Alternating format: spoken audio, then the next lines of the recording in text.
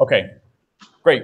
So my students have been watching your speech, the Reach for the Buffalo, and Hmm. remember having seen this speech a number of years ago. Can you tell us a Hmm. little bit about how you got started with this speech? Where did it come from? It came when I was watching a video.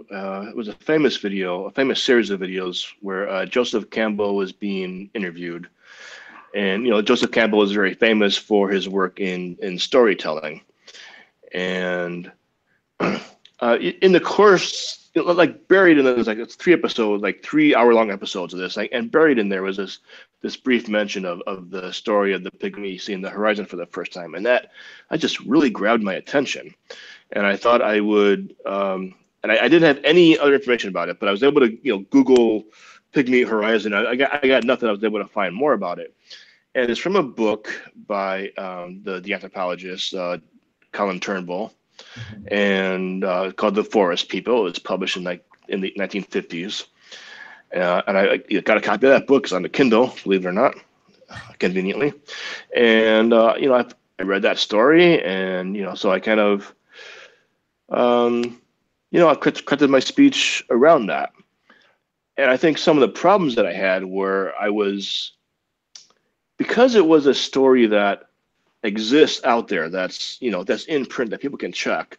I've had a hard time getting away from the details. I've been reluctant to change details. If it's my own life, it's my own story, I can change the details however much I want. But because it's out there, I had a hard time changing the details of that. Um, but I slowly and surely I did, and then maybe I still am. But that's how this speech got started. Just I heard a brief mention of the story, and it really grabbed my attention, and therefore I wanted to. I thought that'd be a great speech topic, and I still think it is. And I think it's something that we can all relate to. Sure. Um, but it's easy not to. It's easy, as I say in the speech, it's easy to other Kenge and think, oh, that's a cute story that happened to a little pygmy, 50 years ago, when in fact, it actually does resemble what happens in our daily lives. So that I thought that was just a really good. It motivated me, I think, to take a look at my horizons and to take a look at my limits, the limits that I put upon myself. And I thought, well, that's something that I really want to share with other people. Now, as an educator, one thing I like are those teaching moments where when you learn something and it's almost dizzying. It completely rocks your world, and like it leaves you kind of a little bit dizzy in the process. And that's something that I want to try to.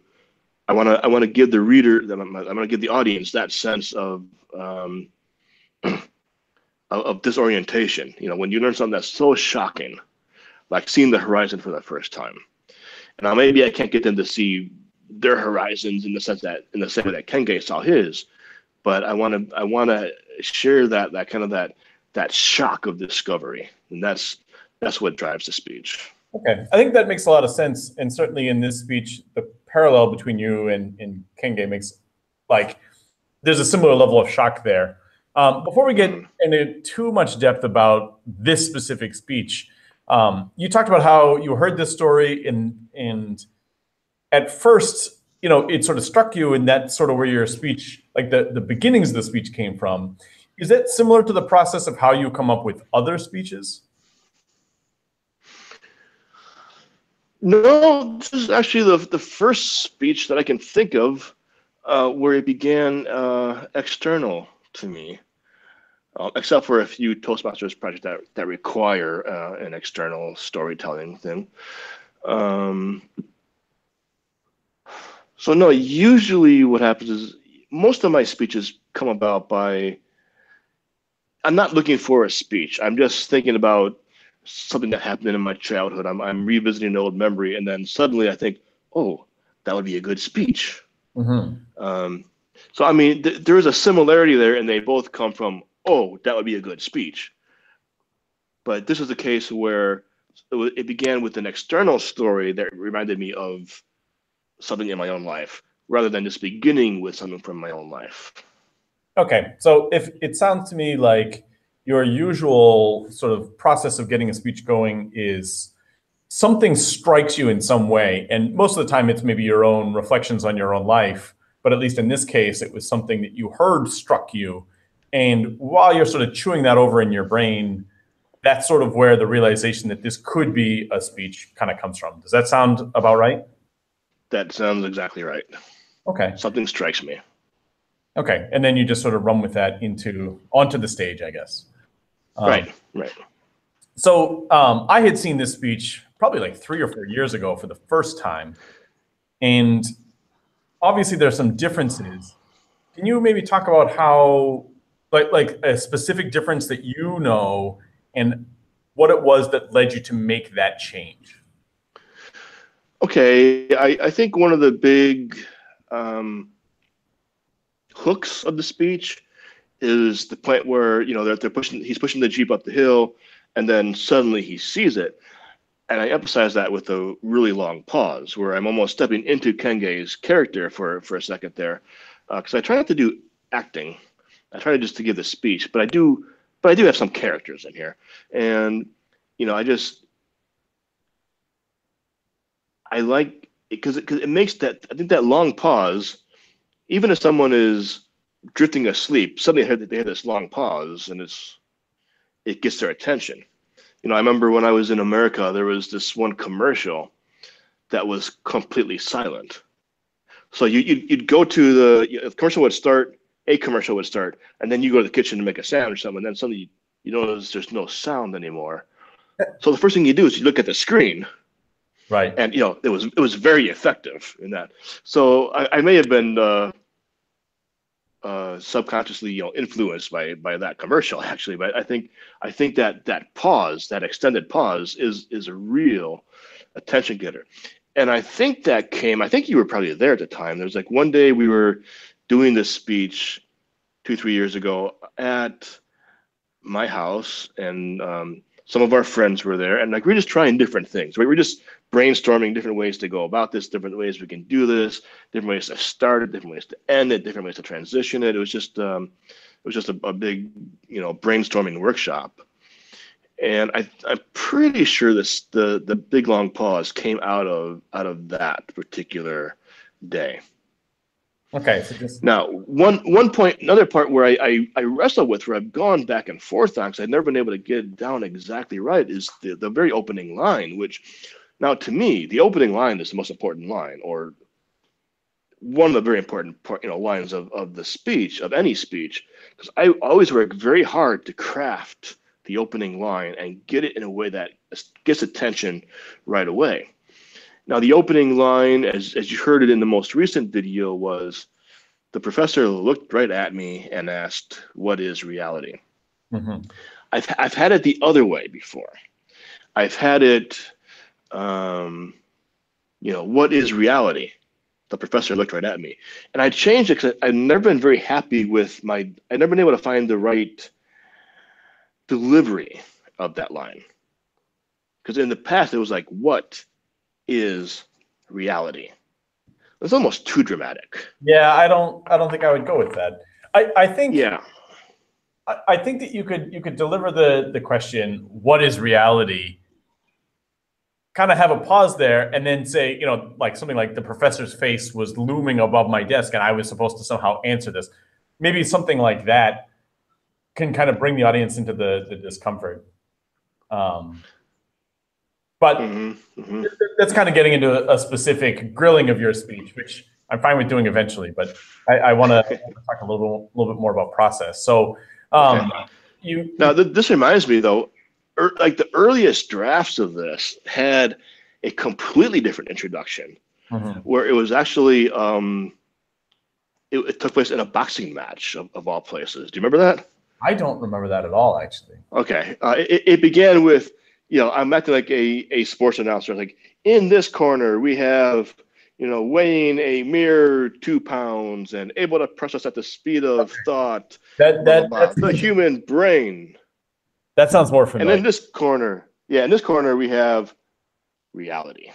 And then it goes to how, the way we perceive reality is different than how reality actually is, and the disappointments that we may have from thinking that it's one way when in fact it's the other way. So I changed that because I don't really like vignette introductions. Right. You know, I thought that was a little bit. I mean, I get that speech several times with that introduction, but eventually I just felt that it was just a little bit on the gimmicky side, and also quite at odds with where the story goes. And it's a little goofy and sets that kind of tone.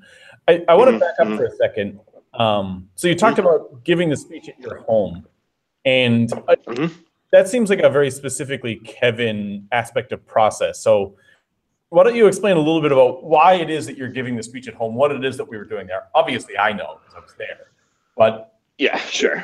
Well, it's called we call it a grilling session, and I'm sad to say they don't really have grilling sessions here because I do rather miss that. But a grilling session is something that it's a session where you get grilled basically. You get seared and you get poked. And you're tested for doneness. But the grilling sessions are where you have people who you know can be very critical. And you gather with them and you just give the speech. Now, sometimes it's like you give the speech, and then, I mean, I remember doing this several years back, almost for the Batman speech, in fact. I gave the speech, and then they told me to leave the room. It's not in my house. And they couldn't tell me to leave my house. And then they just sort of compared their notes. Well, I'm waiting outside, and then they open the door. After about 10 minutes, they come back in, and then they had like a very organized, list of things to improve, peppered with a few things that they liked.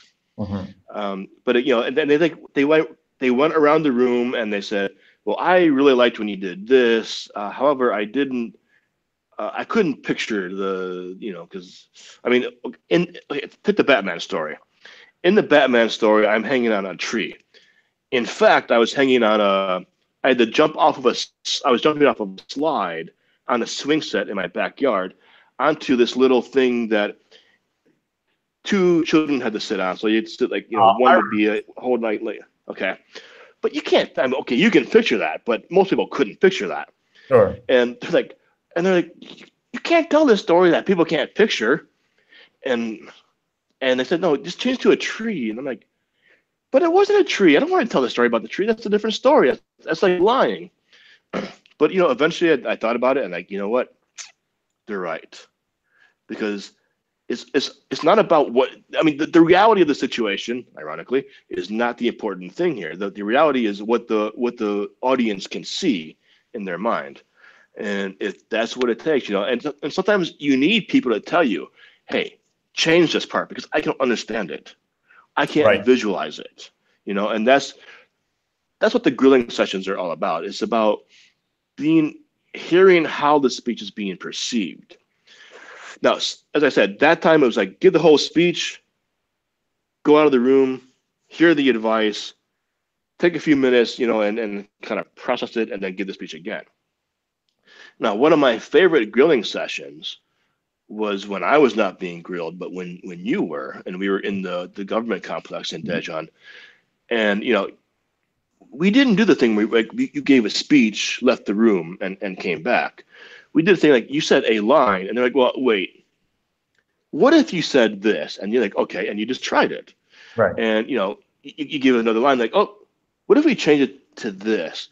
And I mean, it was like playing a little a Ray Simons video game where change this line, and we would hear you change the line, and it was fun. I mean, it really had the spirit of a workshop to it, and I think that's what a good grilling should be. It should be it shouldn't be people telling you what to do. It should be people telling you what they don't understand, what they don't like. But there should be a sense of experimentation in it. Right. And you're trying that, because that's what a workshop is. You're trying things out, and if it doesn't work, it doesn't work. But if it does work, hey, great, your speech is better. Yeah, and so I think that's actually kind of a good way to think about receiving speech criticism. It's not necessarily about what you should do, but what you should try. Give this a shot. And of course, I remember that specific grilling session. It's one that we often cite when we're talking about grilling sessions, but then we never do it like that anymore, which I think is kind of a funny thing, because I don't remember a grilling session ever going like that. I lost the audio because I got a phone call, which of course rejected, but I can hear you on the phone, so I Okay. can hear you through the speaker, so we'll just go with this. Okay. Yeah. So, sorry for the people watching this on YouTube. You're going to hear me say the same thing again. But I just think that it's funny. We often cite that grilling session as being a good example. Someone keeps calling. They're calling possibly the pizza that I ordered. All right. Do you need to deal with that, or? No.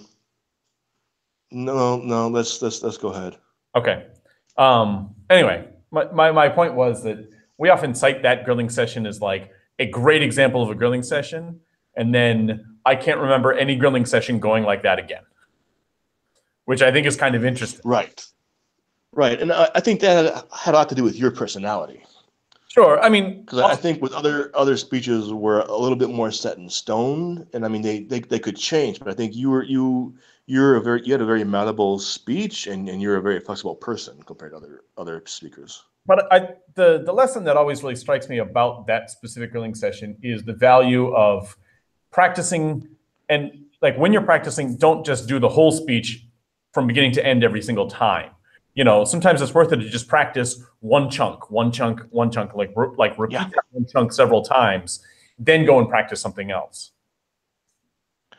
Right. And I heard a story recently, or a year or two back, about the person who was a world champion. He suddenly, he had to write this. He won the championship, but he did so with the speech that he wrote, like, after winning semifinals 2 or 3 days earlier.